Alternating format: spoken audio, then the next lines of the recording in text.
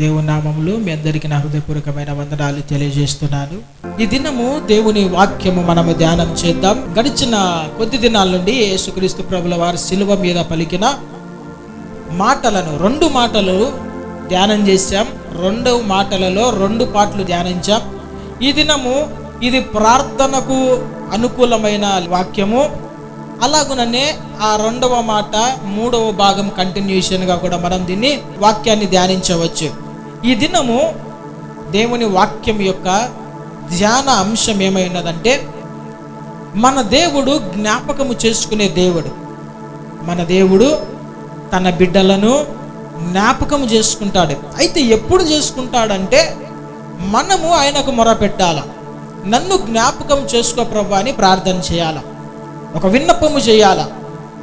ఆ దినాలలో నేను ఎందుకు ఈ మాట చెప్తున్నానంటే, 2వ మాటలో యేసయ్య నీ రాజ్యముతో నువ్వు వచ్చినప్పుడు నన్ను జ్ఞాపకం చేసుకో అన్నట్లు సబ్జెక్టు మీదనే వెళ్తున్నాను నేను ఈ దినాన. మన దేవుడు మనల్ని జ్ఞాపకం చేసుకునే దేవుడు. ఆయన విడిచిపెట్టే దేవుడు కాదు. ఆయన మనల్ని లోకానికి అప్పచెప్పే దేవుడు కాదు, సాతానికి పాపానికి అప్పచెప్పే దేవుడు కాదు. అయితే మన జీవితంలో ఆయా శ్రమలు కలిగినప్పుడు, ఆయా శోధనల గుండా వెళ్తున్న సమయంలో మనకు బలమై ఉన్న దేవునికి మనము ప్రార్థన చేయాలి. అయ్యా నన్ను ఒకసారి జ్ఞాపకం చేసుకో, నాకు కలిగి ఉన్న ఈ శ్రమను జ్ఞాపకం చేసుకో, అయ్యా ఈ ఇరుకున పడిన ఈ పరిస్థితిని నన్ను జ్ఞాపకం చేసుకో.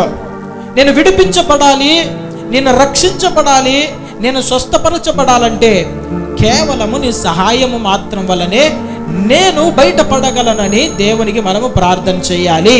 హల్లెలూయా. ఆ విధముగా మనము దేవుని సన్నిధిలో ప్రార్థన చేయాలి. నా దేవుని ప్రజలారా, మొట్టమొదటగా ఇది నన్ను కేవలం 3 గురించి నేను మాత్రమే చెప్తాను. 3 భక్తులు దేవునిని ప్రార్థన చేశారు. ఏమని? అయ్యా నన్ను జ్ఞాపకము చేసుకో అని ప్రార్థన చేశారు. మొట్టమొదటి వ్యక్తి ఎవరంటే, బైబిల్ గ్రంథంలో నుండి ఇర్మియా ప్రవక్త గారు దేవుని సన్నిధిలో అయ్యా నన్ను జ్ఞాపకం చేసుకో అంటున్నాడు. ఈయన ఒక గొప్ప ప్రవక్త, పెద్ద ప్రవక్త. దేవుని యొక్క మాటలను విని ప్రజలకు చేరవేసేవాడు. దేవునికి మనుషులకు మధ్యవర్తిగా, ఒక అంబాసిడర్గా ఉన్న ఈ దైవజనుడు ఏమని ప్రార్థన చేస్తున్నాడు తెలుసా? నన్ను జ్ఞాపకం చేసుకో. ప్రవక్త గారు ఎప్పుడు కూడా దేవునితో అనుసంధానం కలిగి ఉంటారు. దేవుడు చెప్పమని చెప్పిన మాటలు దేవుని ప్రజలకు చెప్పేవాడు. అయినప్పటికీ ఎందుకు దేవుణ్ణి జ్ఞాపకం చేసుకోమంటున్నాడు? ప్రతినిత్యం దేవునితోనే మాట్లాడుతున్నాడు కదా, దేవునితో సంభాషణ జరుగుతూ ఉంది కదా. ఆయన చెప్పినది వింటున్నాడు, వీరికి చెబుతున్నాడు, వీరి పరిస్థితి దేవునికి చెబుతున్నాడు, దేవుడు మరలా ఈయనకి జవాబిస్తున్నాడు. చూడండి, ప్రవక్త గారు దేవునికి చేసిన ఆ ప్రార్థన మనం చూస్తే ఇర్మియా గ్రంథం 15వ అధ్యాయము 15వ వచనము. యెహోవా నా శ్రమ నీకే తెలిసి ఉన్నది, నన్ను జ్ఞాపకం చేసుకొనుము, నన్ను జ్ఞాపకము చేసుకొనుము, నన్ను దర్శించుము, నన్ను దర్శించుము, నన్ను హింసించు వారికి నా కొరకై ప్రతిదండన చేయుము, నీవు దీర్ఘశాంతి కలిగిన వాడవై నన్ను కొనిపోకుము, నీ నిమిత్తము నాకు నింద వచ్చుచున్నదని తెలుసుకొనుము. చాలు. గట్టిగా ఒక హల్లెలూయా చెబుదామా? గట్టిగా చెబుదామా? 2 చేతులు ఎత్తి చెబుదామా? చూడండి, ప్రవక్త గారు ఒక చిన్న ప్రార్థన చేస్తున్నాడు. ఏమని? అయ్యా నా శ్రమ నీకే తెలిసి ఉన్నది, కృపతో దయతో నన్ను జ్ఞాపకం చేసుకొనుము. ఎందుకు ప్రవక్త గారు ప్రార్థన చేస్తున్నాడు దేవుని జ్ఞాపకం చేసుకోమని? అది నన్ను ఇర్మియా గారు ఎలాంటి ప్రవక్త అంటే, తన స్వజనుల నిమిత్తము భారముతో ప్రార్థన చేసినవాడు, కన్నీటితో ప్రార్థన చేసేవాడు. ఇర్మియా ప్రవక్త గారు ఈ దైవజను యొక్క లక్షణం ఏంటి తెలుసా? ప్రజలు త్రోవ తప్పితే ఆయనకు హృదయంలో వేదన. ఎందుకంటే దేవుని నుండి ప్రజలు దూరం అయిపోతున్నారు. దేవుని నుండి ప్రజలు దూరమైన ప్రతి క్షణములో దేవుని శిక్ష, ఉగ్రత తన స్వజనుల మీద వస్తుందని ఆయన హృదయ వేదన కలిగిన వాడై ప్రజలను హెచ్చరిస్తున్నాడు. కానీ ప్రజలు వినడం లేదు. ఇశ్రాయేలీయుల ప్రజల యొక్క చరిత్ర మనకు తెలిసిందేంటి? వారి జీవితంలో దేవుడు అద్భుతం చేసినప్పుడు బాగా దేవుణ్ణి స్తుతిస్తారు, గణపరుస్తారు. మరలా వారి యొక్క ప్రవర్తన ఎలాగుంటుందంటే, మరలా అన్యజనుల వైపు, అన్య దేవతల వైపు తిరగడము, అపవిత్ర కార్యములు చేయడము, ఇలాగ మార్గము తప్పి నడకలన్నీ మార్చుకుంటూ వారు దేవునికి అసహ్యమైన కార్యాలు చేస్తూ ఉండేవారు. అయితే ఇలాగ చూస్తున్నప్పుడు ఒక నిజమైన దైవజనుడు ఏం చేస్తాడంటే ప్రజలను హెచ్చరిస్తాడు, ప్రజలను గద్దిస్తాడు. ఎందుకంటే హృదయం యొక్క భారము ఎక్కడ ప్రజలు నశించిపోతారో, ఎక్కడ దేవుని ఉగ్రత ప్రజల మీదకి వస్తాదో, నా స్వజనుల మీద నాకు దేవుడు అప్పచెప్పిన ఈ ప్రజల మీద, నాయకునిగా ఉన్న ఈ ప్రజల మీద ఎలాంటి దేవుని ఉగ్రత రాకూడదు, వారు శిక్షకు గురి కాకూడదని హృదయ వేదన భారము కలిగిన వాడై ఇర్మియా ప్రవక్త గారు ఆయా సమయాలలో ప్రజలను హెచ్చరిస్తున్న సమయంలో ఆ దినాన ప్రజలు ఎలాంటి వారు? కఠిన హృదయులు, పాపములు ఉంటూ పాపాన్ని ప్రేమించేవారు, దేవుణ్ణి దూరము పెట్టిన వారు, తమ మార్గములు చెడుపుకున్న వారు, రోషము కలిగిన దేవుడైన యెహోవాను విడిచిపెట్టి అన్య దేవుళ్ళు దేవతల వైపు తిరుగుతూ విగ్రహ సంబంధమైన కార్యాలు జరిగిస్తూ దేవుని కోపము పుట్టిస్తున్న వారు ప్రజలు.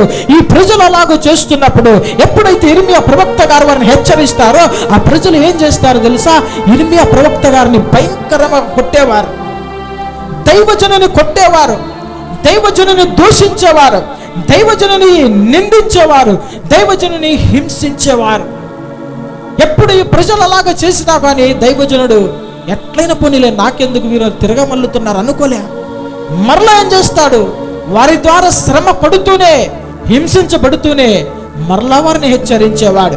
అంటే మార్గము తప్పిన ప్రతిసారి బాధ్యత కలిగిన దైవజనుడు హెచ్చరిస్తూనే ఉంటాడు.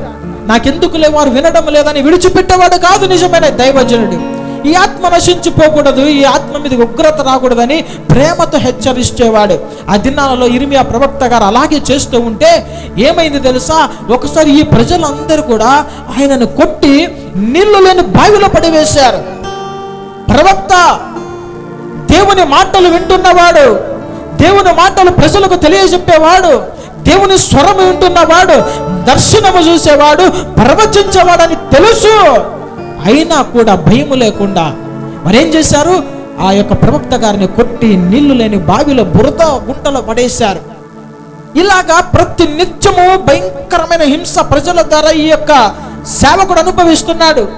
ఆ దినానికి ఈ దినానికి వ్యత్యాసం అనేది ఏమీ లేదు. ఆ దినానన్నా కొంచెము భయం ఉండేది. ఎందుకు? దేవుని ఉగ్రత వెంటనే ప్రజల మీదకి వచ్చేది. తప్పు చేసిన వెంటనే, పాపానికి వెంటనే దేవుని ఉగ్రత శిక్ష వచ్చేది. అయితే నేటి దినములో పాపము వెంటనే ఉగ్రత రానందున దైవజనుని లెక్క చేసేవారు లేరు, దైవజనుని మాటలు వినేవారు లేరు, దైవజనుని గౌరవించేవారు లేరు, దైవజనుని అంటే భయపడేవారు లేరు. ఆ దినాలలో ప్రవక్తలు వస్తే, ప్రవక్త వస్తున్న సమయంలో వారు అడుగుతారు రాజులు, ప్రవక్త గారు సమాధానంగానే వస్తున్నారా లేదంటే ఏదైనా కోపంగా వస్తున్నాడా, సమాధాన వార్తను తీసుకొని వస్తున్నాడా, లేదంటే ఏదైనా కోపంగా దేవుని నుండి ఉగ్రత వార్తను తీసుకొస్తున్నారా అని అడిగేవారు. అయితే ఇర్మియా ప్రవక్త గారి కాలంలోనికి వచ్చేసరికి ప్రజలకు పూర్తిగా భయం పోయింది. ఆయనను కొడుతున్నారు, హింసిస్తున్నారు. ఇక ఆయన చేసేదేం లేదు. అయ్యా, నా జీవితం అంతా కూడా విలపిస్తున్నాను, ఏడుస్తున్నాను, కన్నీరు గారుస్తున్నాను, అయినా వీరు వినలేదు. నా శ్రమ నీకు మాత్రమే తెలిసి ఉన్నది. హల్లెలూయా. చూడండి, ప్రజలు దైవజనుని శ్రమను గమనించకపోయినప్పటికీ, దైవజనుని నిందించి దూషించినప్పటికీ, మంచి మాటలు చెప్పినా, సరైన మార్గంలో నడుచుకోమని, ప్రవర్తన మార్చుకోమని చెప్పినప్పుడు వారి మీదనే తిరుగుబాటు చేసి, వారినే చెడు ప్రచారం చేసి, చెడ్డగా చిత్రీకరించి ఎన్ని చేసినా కూడా దైవజనులు ఏం చేస్తారు? ఆ ఆత్మ నశించిపోకూడదనే హృదయ భారముతో తమ శ్రమని ప్రజలు గుర్తించకపోయినప్పుడు దేవునికి మొరపెడతారు. సేమ్ ఇర్మియా ప్రవక్త గారు చేసిన పని కూడా అదే. అయ్యా, నా శ్రమ నీకు మాత్రమే తెలుసు అయ్యా, ప్రజలు గుర్తించలేకపోతున్నారు. వారి కోసమే కదా నేను నింది, వారి కోసమే కదా నేను విలపిస్తున్నాను. నీ ఉగ్రత వీరి మీదకి రాకుండా మధ్యలో అడ్డుపడుతున్నాను కదా. అయినప్పటికీ వారి జ్ఞానము లేదు, అయినప్పటికీ నీ మాటలు వారికి అందించినప్పటికీ, హెచ్చరిస్తున్నా కానీ వారికి విలువ లేదయ్యా అని దేవుని దయతో నన్ను జ్ఞాపకం చేసుకోయ్యా, నన్ను జ్ఞాపకం చేసుకో, నన్ను బాధించు వారిని నువ్వు ఒక్కసారి జ్ఞాపకం చేసుకో, నన్ను విడిచిపెట్టకు ప్రభువా అని ప్రార్థన చేస్తున్నాడు. ఇర్మియా ప్రవక్త గారి గురించి మనం చూస్తే, ఇర్మియా ప్రవక్త గారికి ఇంకొక మాట ఉంది. అదేంటి తెలుసా? విలపించే ప్రవక్త. ఇర్మియా ప్రవక్త ఎలాంటి స్వభావం కలిగిన వాడు అంటే, స్త్రీకి కలిగిన స్వభావము. స్త్రీలు ఎలాంటి వారు? సంతోషం వచ్చినా తట్టుకోలేరు, దుఃఖం వచ్చినా తట్టుకోలేరు, భయం వచ్చినా తట్టుకోలేరు, వ్యాధి వచ్చినా తట్టుకోలేరు. ఇలాగున వారి యొక్క స్వభావం చాలా సెన్సిటివ్, డెలికేట్గా ఉంటుంది. ఈ దైవజనుడు కూడా స్త్రీ స్వభావము లాంటి ఏడ్చే అనుభవము. ఆయన కళ్ళలో ఎప్పుడు కూడా కన్నీరే. ఇర్మియా ప్రవక్త గారి కళ్ళలో ఎప్పుడు సంతోషం ఉండేది కాదు. ఆయన ముఖము చూస్తే ఎప్పుడు విచారమే. ఎందుకు? తన ప్రజల నిమిత్తము, మారు మనసు లేని ప్రజలు, తమ మార్గములను మార్చుకోలేని ప్రజలు, పాపములో ఉన్న వారిని బట్టి ఏడుస్తున్నాడు. ఆ మాటలో మనం చూస్తే ఇర్మియా గ్రంథము 8వ అధ్యాయము 18 నుండి 22 వచనాలలో ఆయన వేదన మనకు కనబడుతుంది. 9వ అధ్యాయం 1వ వచనం చదువుదాం. నా జనులలో హతమైన వారిని గూర్చి నేను దివారాత్రము కన్నీరు విడుచున్నట్లు నా తల జలమయముగాను నా కన్ను కన్నీళ్ళ ఊటగాను ఉండును గాక. హల్లెలూయా. ఒక్క దైవజనునికే అండి ఈ భారం ఉండేది, ఎవ్వరికి ఉండదు. ఈ దైవజనునికి దేవుడు ఎంత మంది అప్పచెబుతాడో, 50 మంది కావచ్చు, 100 మంది కావచ్చు, 10 మంది కావచ్చు, వారి అందరి నిమిత్తం, వారి కుటుంబాలందరి నిమిత్తము రాత్రి ఉండదు, పగలు ఉండదు. తిండి ఉన్నా తిండి లేకపోయినా, ఉపవాసమైనా కానీ, ఆకలి దప్పులైనా కానీ, నిద్ర ఉన్నా లేకపోయినా ఏం చేస్తారు? సమయం అనక అసమయమైనాక దివారాత్రము ప్రార్థన చేస్తారు. తల జలమయముగా చేస్తున్నాడంట. ఒక వ్యక్తి యొక్క తల ఎప్పుడు జలమయముగా మార్చబడుతుందంటే తన హృదయముల వేదన, హృదయముల బాధ అధికమైనప్పుడు తట్టుకోలేక తలలో నుండి జలము ప్రవహిస్తుంది. తన కనులంట కన్నీళ్ళ ఊటలంట. ఊటంటే అది ఎప్పుడు కూడా ఇంకిపోయేది కాదు. ఊటంటే నీళ్లు ఎప్పుడు కూడా ఉబుకుతూ ఉంటాయి. నీళ్లు తీస్తున్న కొద్దీ ఆ ఊటలోనికి నీళ్లు వస్తుంటాయి. నీళ్లు తీసే కొద్దీ, తోడే కొద్దీ ఆ యొక్క ఊటలో నీళ్లు ఉబుకుతూనే ఉంటాయి. ఈ దైవజనుని యొక్క జీవితం అంతా కూడా ఏమైంది? తన జీవితంలో ఏడుపు ప్రలాపము, ఏడుపు ప్రలాపము, ఏడుపు ప్రలాపము. ఎందుకు? తన జనుల యొక్క రక్షణ నిమిత్తం. అయితే ఆ ప్రజలు విననొల్లని ప్రజలు, వారు దేవుని విడిచిపెట్టారు, దైవజనుని హింసిస్తున్నారు. అందును బట్టి అనేక సార్లు శత్రువుల చేతికి అప్పచెప్పబడుతున్నారు. అనేక మంది హతమైపోయారు. అనేకులు దేవుని ఉగ్రత పాలవుతున్నారు. ఆ సమయంలో దైవజనుడు బాధపడుతున్నాడు.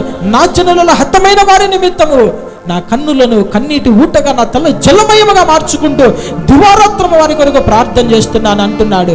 ఈ సమయములో ఈయనగా చేసేదేమీ లేక విననొల్లని ప్రజల నిమిత్తము ఆయన శ్రమ దేవునికి చెప్పుకుంటున్నాడు. అయ్యా, ఒక్కసారి నన్ను జ్ఞాపకం చేసుకో, నాకు కలిగి ఉన్న శ్రమను నువ్వు జ్ఞాపకం చేసుకో. ఈ ప్రజల ద్వారా హింసించబడుతున్నాను, ఈ ప్రజల కొరకు నన్ను నియమించి ఉన్నావు కదా, ఈ ప్రజలకు నేను ప్రార్థన చేస్తున్నాను, వీరు వినలేదన్నప్పుడు దేవుడు ఈ యొక్క ఇర్మియా గారి యొక్క ప్రార్థన అంగీకరించి అదే ఇర్మియా గ్రంథము 15వ అధ్యాయములో 20-21 వచనాలు మనం చూస్తే, ఇర్మియా గ్రంథము 15వ అధ్యాయము 20-21 వచనాలు. అప్పుడు నిన్ను ఈ ప్రజలను పడగొట్టచాలని ఇత్తడి ప్రాకారముగా నేను నియమించెదను.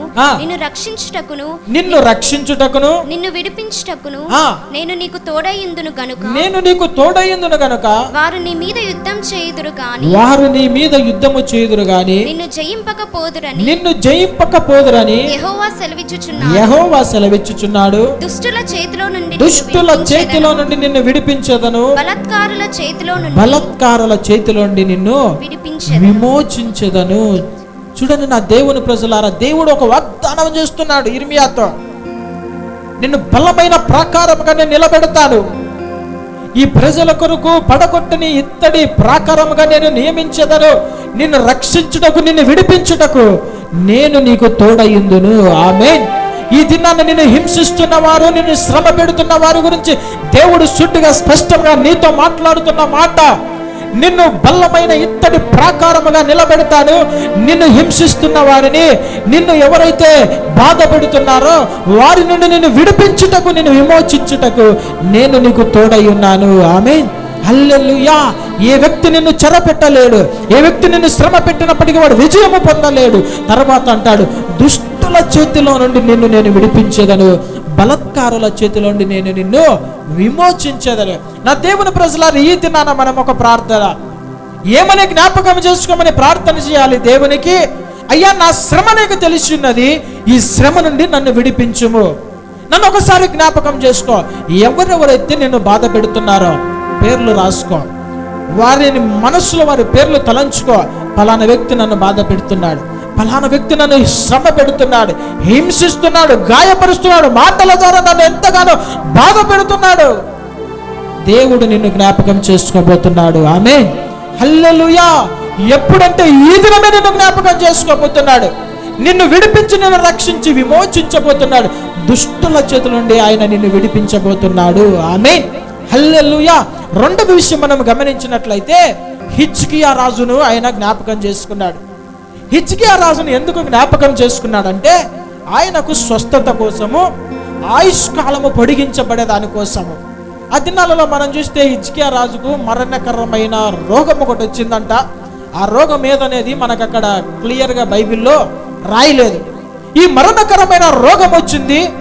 యెషయా ప్రవక్త గారిని దేవుడు దర్శించి, యెషయా, నువ్వు లేచి హిజ్కియా రాజు దగ్గరికి వెళ్ళి నేను చెప్పే మాటలు చెప్పు. నీవు బ్రతకవు, నువ్వు మరణమవుదువు, నువ్వు మరణము కాబోచున్నావు, కాబట్టి నీ ఇల్లును చక్కబెట్టుకో. చూడండి, దేవుడు సూటిగా స్పష్టంగా ఒక మాట చెప్తున్నాడు. ప్రవక్త గారిని పంపించి, హిజ్కియా రాజా, నీవు బ్రతకవంట, నువ్వు మరణించబోతున్నావంట, నీ ఇల్లును నువ్వు చక్కబెట్టుకో అని దేవుడు చెబుతున్నాడు. ఈ మూడు మాటలు ప్రవక్త గారు స్పష్టంగా ఈ యొక్క హిజ్కియా రాజుకు చెప్పాడు. ఈ మాటలు దేవుడు చెప్పాడు. మనిషి అయితే మాటలను వెనక్కి తీసుకుంటాడేమో కానీ, దేవుడే చెప్పినాక ఇంకా నా జీవితము ముగిసిపోయింది అని అనుకోలేదు. అయితే హిజ్కియాకి దేవుడు తనను జ్ఞాపకము చేసుకోవడానికి కొన్ని మంచి లక్షణాలు, మంచి ప్రవర్తన కలిగిన వాడుగా హిజ్కియా జీవించాడంట. చూడండి, ఆ మాటలు రాజుల 2వ గ్రంథము 20వ అధ్యాయము 3వ వచనం చదువుదాం. 1 నుండి 3 వచనాలు మరలా చదువుకోండి. యెహోవా యథార్థ హృదయుడనై సత్యముతో నీ సన్నిధి నేను ఎట్లు నడుచుకొంటినో, సత్యముతో నీ సన్నిధిని నేను ఎట్లు నడుచుకొంటినో, నీ దృష్టికి అనుకూలముగా, నీ దృష్టికి అనుకూలముగా సమస్తమును నేను ఎట్లు జరిగించితినో, సమస్తమును నేను ఎట్లా జరిగించుతునో, కృపతో జ్ఞాపకం చేసుకోమని. ఎట్లా జ్ఞాపకం చేసుకోవాలి? కృపతో జ్ఞాపకం చేసుకోమని హిజ్కియా కన్నీళ్లు విడిచుచు, హిజ్కియా కన్నీళ్లు విడిచుచు యెహోవాను ప్రార్థించెను. యెహోవాను ప్రార్థించెను. ఆమేన్, హల్లెలూయా. దేవుడే చెప్పిన తర్వాత ఇంకా మరలా దేవునికి ప్రార్థన చేయడం ఏంటి? ఈ భక్తుడు యూదా రాజైన హిజ్కియా చనిపోబోతున్నాడని తెలుసు.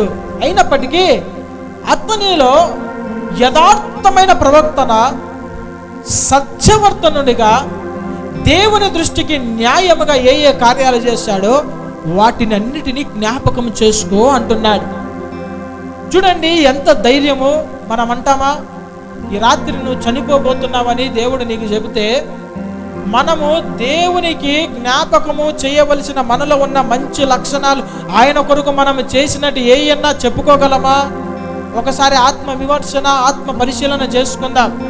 మంచి లక్షణాలు ఏమి ఉండవు, చెడ్డ లక్షణాల పెద్ద లిస్టు మాత్రం ఉంటుంది. అయితే ఆ దినాలలో రాజు అంటే సకల సుఖభోగములు అనుభవించడానికి అర్హుడు. అతడు అనుకుంటే ఏమైనా అనుభవించవచ్చు. అయినా కానీ అతడు ఎలాగ బ్రతికాడు? తన జీవిత దినములంతట్లో రాజు అని విర్రవిగలే. దేవుని మందిరం యొక్క పనిని జరిగించాడు, దేవుని మందిరాన్ని చక్కబెట్టాడు, దేవుని మందిరంలో యాజకులను నియమించాడు, అక్కడ ప్రార్థనలు, నైవేద్యములు, ధూపములను అక్కడ నుండి ఆ దేవుని సన్నిధికి చేరున్నట్లుగా అతడు సమస్తమును యథార్థ హృదయుడై చేశాడంట. రాజు యథార్థంగా ప్రవర్తించడం ఏంటి? ఒక చిన్న గవర్నమెంట్ ఎంప్లాయీ ఉన్నా కానీ లెక్కలు తేడా చేస్తూ ఉంటారు, యథార్థముగా ఉండరు. డ్యూటీలకి వెళ్ళడంలో కానీ, ప్రెజెంట్లు వేసుకునే దాంట్లో కానీ, అటెండెన్స్లో కానీ యథార్థత ఉండదు. ఇంకా డబ్బుల విషయంలో యథార్థత ఉండదు. అయినా రాజ్యానికి రాజుగా ఉన్న ఈ హిజ్కియా ఏమంటున్నాడు? అతని ప్రవర్తన లక్షణం దేవుని జ్ఞాపకం చేస్తున్నాడు. యథార్థవంతుడనై ఎలాగ నేను నీ సన్నిధిని నడుచుకున్నానో ఒక్కసారికి జ్ఞాపకం చేసుకో. నీ దృష్టికి అనుకూలంగా సమస్తమును ఎలాగ జరిగించాడో, దేవుని దృష్టికి అనుకూలంగా ఏం చేశాడు? దేవుని మందిరం యొక్క పనిని చేశాడు. కృపతో జ్ఞాపకం చేసుకోమని కన్నీళ్లు విడుస్తూ ఆయన ప్రార్థన చేస్తున్నాడంట. ఎలాగ జ్ఞాపకం చేసుకోమంటున్నాడు? కృప, నీవు నన్ను జ్ఞాపకం చేసుకోవడానికి నేను అర్హుడను కాదు, అయినప్పటికీ ఒక్కసారి అని తన ముఖమును గోడ తట్టు తిప్పుకొని ప్రార్థన చేస్తున్నాడు. మనమైతే మన జీవితం అంతా కూడా భక్తిగా బ్రతికి ఏ పాపము లేకుండా ఎలాంటి లోపము లేకుండా బ్రతికితే నువ్వు చనిపోతున్నావంటే ఆ మాట వినబడతానే వెంటనే సేవకుడు చెప్పినాడు అనుకో, సేవకుని తిడతావు ఫస్ట్, తర్వాత ఏం చేస్తాము? దేవుని తిడతాడు. ఎంత దుర్మార్గుడు, అంత మంచిగా బ్రతికితే నన్నే చేస్తాడని చెప్పాడు. వాడు బాగున్నాడే మోసం చేసేవాడు, దుర్మార్గంగా బ్రతికేవాడు బాగున్నాడే, అన్యాయం చేసుకుంటా నాకేనా ఇది చేయాల్సింది అని తిట్టుకుంటాం. కానీ ఎప్పుడైతే ఒక మాట వినబడిందో రాజు తన ముఖాన్ని గోడ వైపు తిప్పుకొని కన్నీళ్లతో ప్రార్థన చేస్తున్నాడు. అయ్యా ఒక్కసారి నన్ను జ్ఞాపకం చేసుకో. నా దేవుని ప్రజలారా, వెంటనే ఈయన ఈ ప్రార్థన చేశాడు. ఏషియా ప్రవక్త కనీసము నడిమిషాలను కూడా దాటి బయటికి వెళ్ళలేదంట. ఇంకా అతని యొక్క ఆస్థానంలో అంతఃపురంలోనే ఉన్నాడు. నడిమిషాలను కూడా విడిచి బయటికి వెళ్ళలేదు, ఆ ప్రదేశాన్ని విడిచి బయటికి వెళ్ళలేదు. ఏ దేవుడైతే ఏ ప్రవక్త గారికి చెప్పాడో చనిపోతాడని చెప్పమని, ఇది కరాఖండితమని చెప్పాడో, అదే ప్రవక్త గారికి అదే దేవుడు ఒక మాట చెబుతున్నాడు.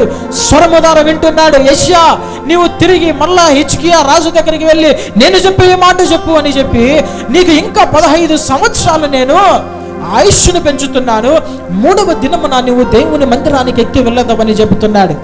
ఎంత గొప్ప ప్రార్థన! దేవుడు జ్ఞాపకము చేసుకున్నాడా లేదా? ఈ దినాన మనము చేస్తున్న ప్రార్థనను బట్టి, మనము దేవుని సన్నిధిలో జ్ఞాపకము చేసుకున్న ఈ ప్రార్థనను బట్టి నీ రోగములు, నీ వ్యాధులు, మరణకరమైన వ్యాధి అది ఏదైనా కానీ దేవుడు నిన్ను స్వస్థపరచబోతున్నాడు. ఆమేన్. శరీరములో వ్యాధుల చేత కొట్టుమిట్టాడుచున్న వారితో దేవుడు అంటున్నాడు, ప్రార్థన చేయి, నన్ను జ్ఞాపకం చేసుకోమని. ఖచ్చితంగా నేను నిన్ను జ్ఞాపకం చేసుకొని నీకు స్వస్థత దయచేసి నీ ఆయుష్ను పొడిగించబోతున్నాను. హల్లెలూయా.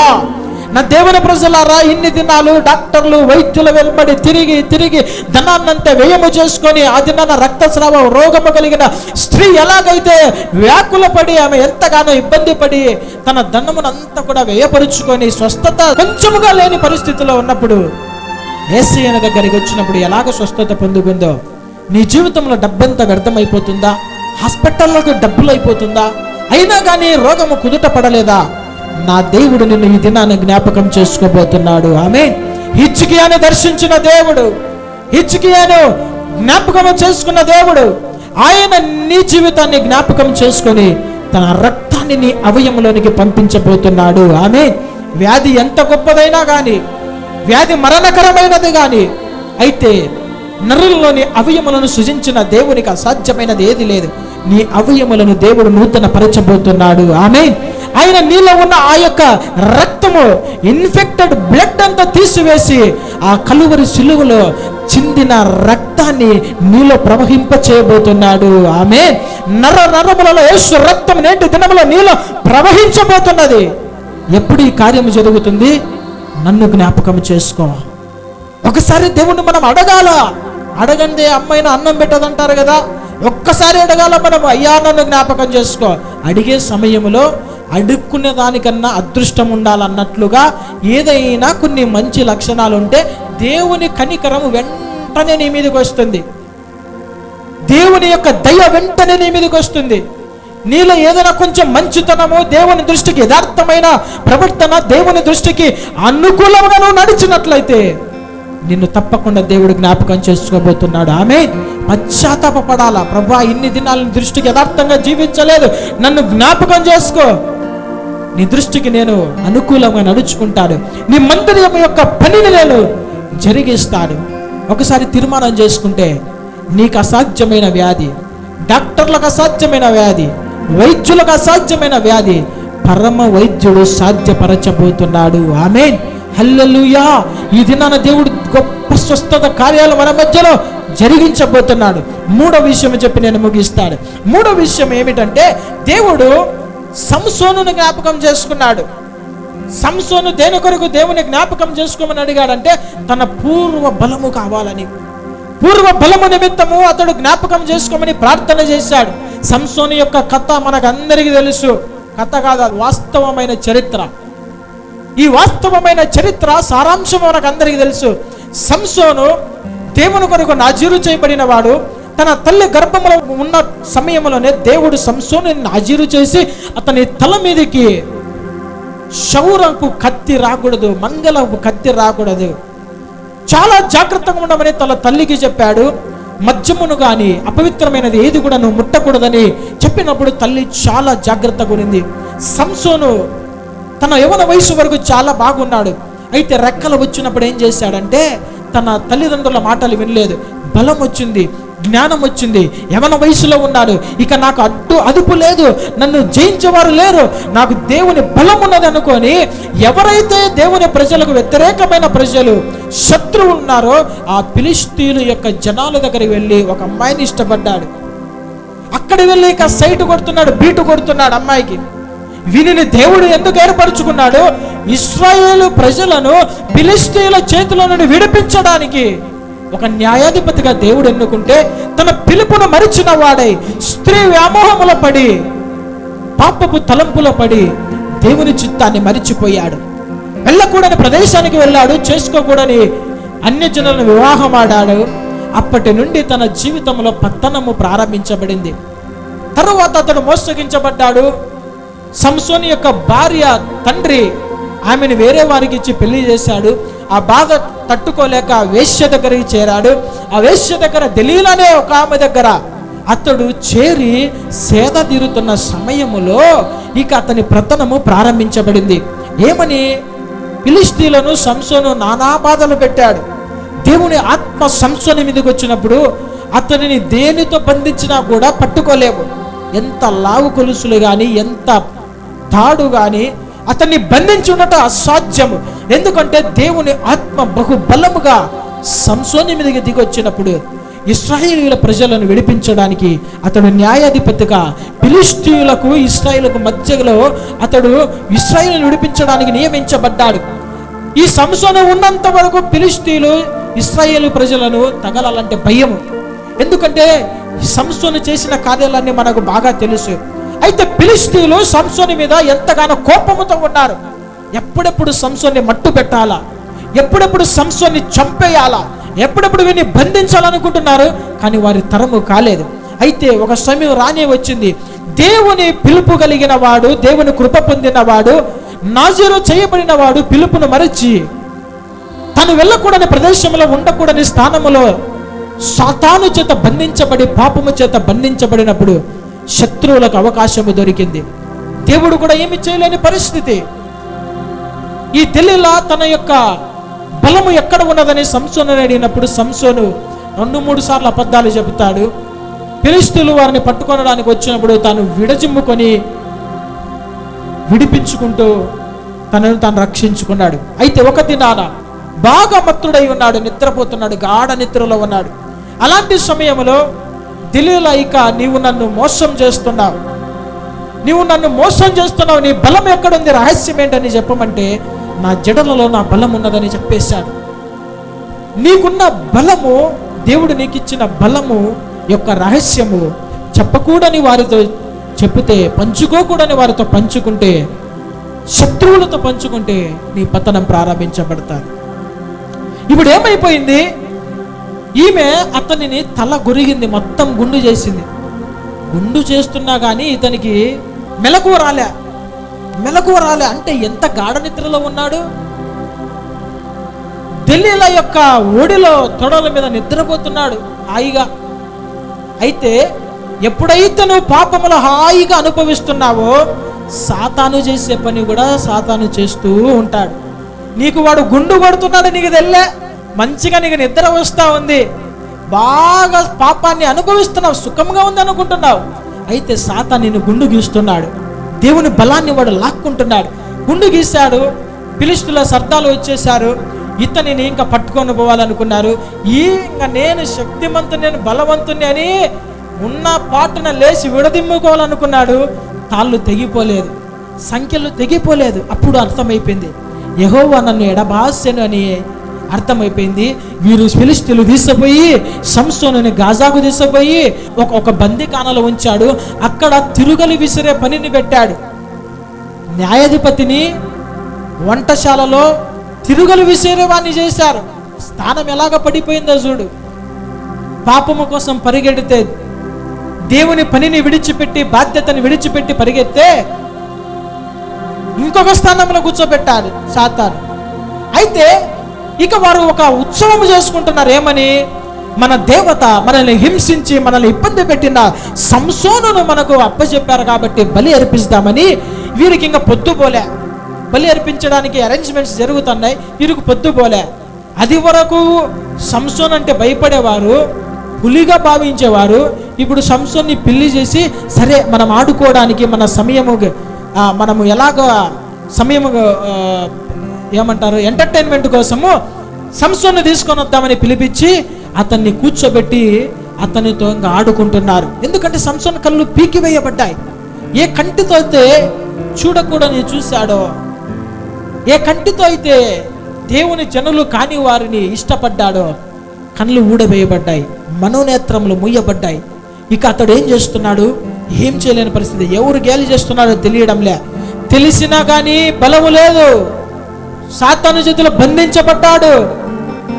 అలాంటి సమయంలో అతన్ని పట్టుకొని వచ్చిన బంటులను అడుగుతున్నాడు, రే ఈ దాగోను గుడికి ఆధారముగా ఉన్న స్తంభాలు నాకు చేతన తడమనిస్తే నేను కొంచెం దానికి ఆనుకుంటానరా అని అన్నప్పుడు వారు ఆనుకొని దానికి చేతిలో తడిమిచ్చారు. ఇదో పలానా చోట్ల ఉన్నాయి పిల్లర్స్ పట్టుకొని. ఆ గుడి ఎలాంటిదంటే పెద్ద గుడి, దాగోను గుడి. 2 స్తంభముల మీద పైకప్పు ఉంది. పైకప్పు మీద 3000 మంది ప్రజలు ఉన్నారంట. చూస్తున్నారు, క్రికెట్ మ్యాచ్ చూస్తున్నట్లు, స్టేడియంలో చూస్తున్నట్లు, సంసోనుని ఏడిపిస్తుంటే చూస్తున్నారు. నీ బలము పోయినప్పుడు జనాలు నిన్ను హేళన చేస్తారు, అందరూ చూసి నవ్వుతూ ఉంటారు. ఎందుకు? పిలుపును మరిచిన వారు, దేవుడు అప్పచెప్పిన పనిని విడిచిపెట్టిన వారు.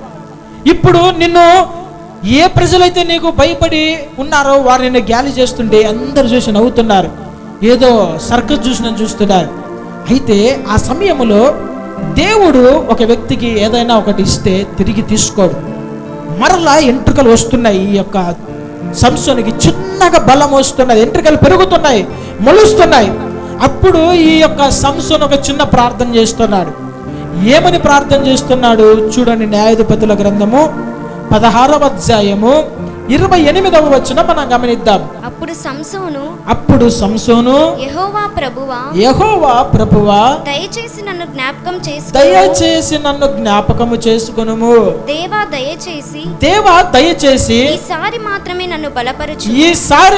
నన్ను బలపరచుము. నా 2 కన్నుల నిమిత్తము ఫిలిష్తీయులను ఒక్కమారే దండించి పగ తీర్చుకొననిమ్మని యెహోవాకు మొరపెట్టి ఆ గుడికి ఆధారముగా ఉన్న 2 మధ్య స్తంభములలో ఒక దానిని కుడి చేతను ఒక దానిని ఎడమ చేతను పట్టుకొని నేనును ఫిలిష్తీయులను చనిపోదము గాక అని చెప్పి బలముతో వంగినప్పుడు గుడి ఆ సర్దార్ల మీదను దానిలోనున్న జనులందరి మీదను పడెను. మరణకాలంన అతడు చంపిన వారి శవముల లెక్క జీవిత కాలమందు అతడు చంపిన వారి లెక్క కంటే ఎక్కువైంది. ఇప్పుడు ఏం చేస్తున్నాడు సంసోను? అయ్యా ఒక్కసారి దయతో నన్ను జ్ఞాపకం చేసుకో. ఎక్కువ సార్లు అనే దానికి ఈయనకి అర్హత లేదు. వీడు కోల్పోయినాడు. తల్లిదండ్రులు మొత్తుకొని చెప్పినాడు, నెత్తు నోరు పెట్టుకొని చెప్పినారు, వద్దు రానైనా పోవాకు, వారి శత్రువులు, వారి అన్యజనులు వారిని చేసుకోకూడదురా అంటే వినలేదు. ఇక దేవుడు అతన్ని నియమించాడు, కానీ అతడు చేయకూడని పనులు చేశాడు. దేవుడు అతన్ని విడిచిపెట్టాడని అర్థమైపోయింది. ఇప్పుడు దేవుని దయ నాకు ఒక్కసారి చాలు, ఒక్కసారి బలమి అని దేవునిని ప్రార్థన చేసి గుడికి ఆధారముగా ఉన్న స్తంభముల దగ్గర వంగినప్పుడు ఆ 2 స్తంభాలు పడి తన సొంతంగా అతడు ఆత్మహత్య చేసుకున్నాడు. ఇది ఆత్మహత్య కదా? ఏమన్నాడు? నేనును ఫిలిష్తీయులు అందరము చనిపోదుముగాక అని చెప్పాడు. లేదంటే ఫిలిష్తీయులు ఒక్కలే చనిపోదాం అనలే. అర్థమైపోయింది, దేవుడు విడిచిపెట్టాడు, ఇక నేను అర్హుడను కాదు, చెయ్యకూడని తప్పులన్నీ చేశాడు. అయితే ఒక్కసారి దేవుని అడుగుదామని ఒక్కసారి నన్ను జ్ఞాపకం చేసుకున్నాడు. దేవుడు బలమును దయచేశాడు. ఆయన వంగినప్పుడు మొత్తము సర్దారులు, ఫిలిష్తీయుల సర్దారులు, ఈ యొక్క సంసోను 3000 మంది చనిపోయారంట. తన జీవిత దినములలో చంపిన వానికన్నా లెక్క కన్నా ఈ చివరి సమయంలో అనేకులు చనిపోయారంట ఈ యొక్క సంసోను ద్వారా. నా దేవుని ప్రజలారా, నేనంటాను, ఆ కాలములో దేవుని యొక్క శిక్ష ఉగ్రత వేరుగా ఉండేది. దేవుడు ఒకరిని విడిచిపెడితే ఇంకా దైవజనుడు ప్రార్థన చేసినా పట్టించుకోడు. దేవుడు ఏమంటాడు, సౌలును దేవుడు ఎడబాసెను, దేవుని కృప సౌలును దూరం చేశాడు. అయితే సమయంలో ఇక ఏడ్చి ప్రార్థన చేస్తున్నాడు, అయ్యా సౌలును జ్ఞాపకం చేసుకుంటే నీవు రికమెండేషన్ చేయకు, నా దగ్గర గాడిదలు కాసుకునే వాడిని పోనీలే అని తీసుకొచ్చి రాజుని చేస్తే గర్వపడతాడా, మాట వినడా, తిరిగి మళ్ళీ మాట్లాడతాడా?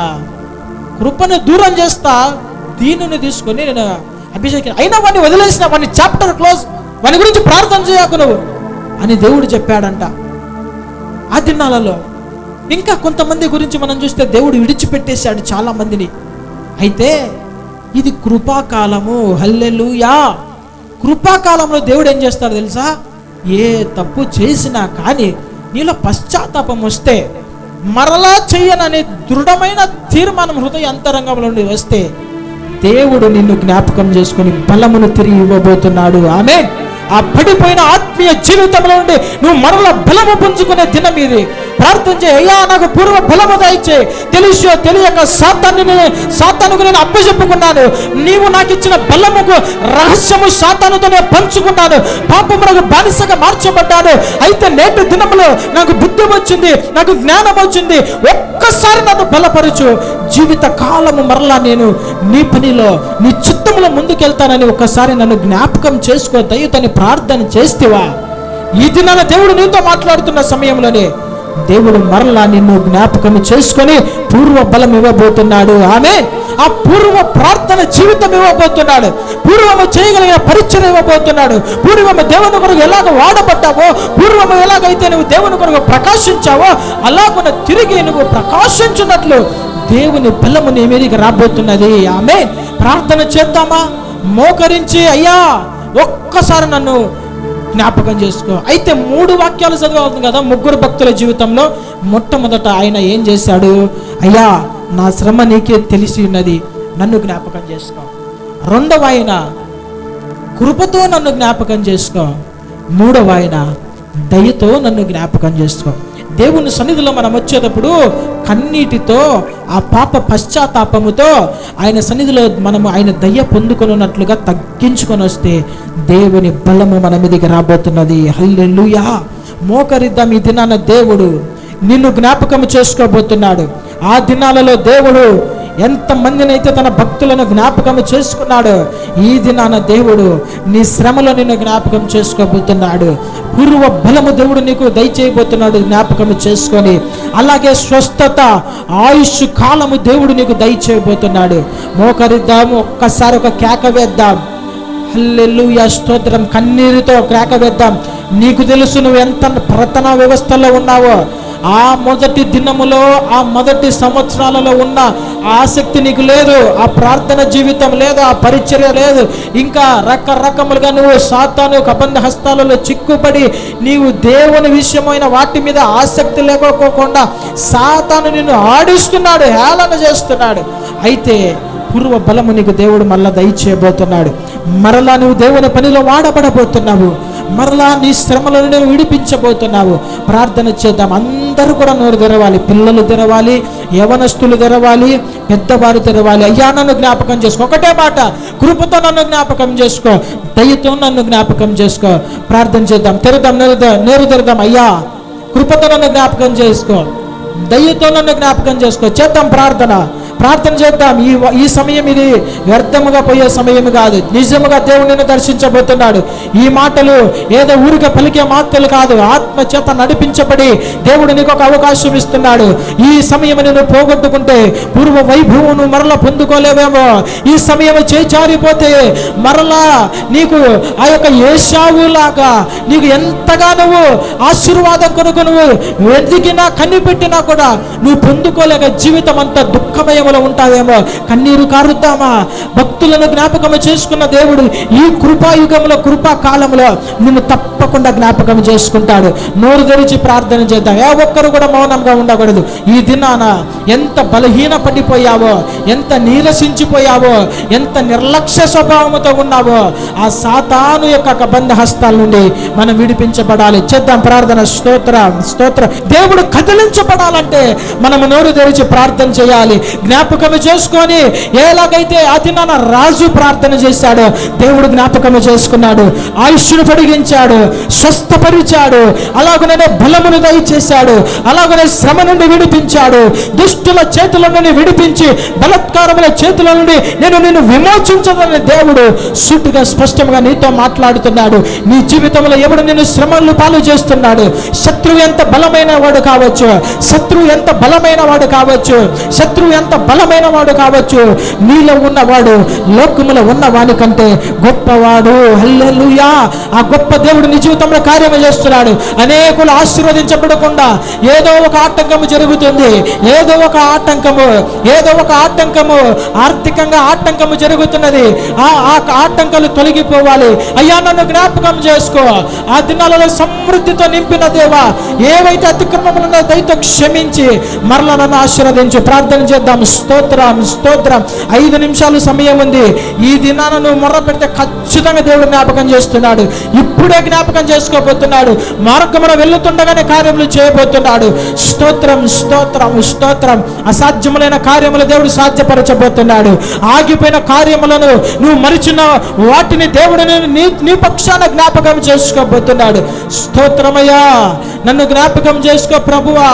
కృపతో జ్ఞాపకం చేసుకో, దయతో జ్ఞాపకం చేసుకో ప్రభువా. ప్రార్థన చేద్దాం. పరిశుద్ధాత్మదేవా, నీ బిడ్డలు దర్శించండి అయ్యా. దర్శించండి ప్రభువా. ఒక్కొక్క బిడ్డని మీరు తాకండి అయ్యా. మీరు ముట్టమని ప్రార్థిస్తున్నాం తండ్రి. అభిషేకించమని ప్రార్థిస్తున్నాం తండ్రి. మీ బిడ్డలను మీరు పురికొల్పండి అయ్యా. మీ బిడ్డలను మీరు పురికొల్పండి ప్రభా. అయ్యా మీరు తాకమని ప్రార్థిస్తున్నాం తండ్రి. మీ బిడ్డలను మీరు బలవంతులుగా మార్చండి ప్రభా.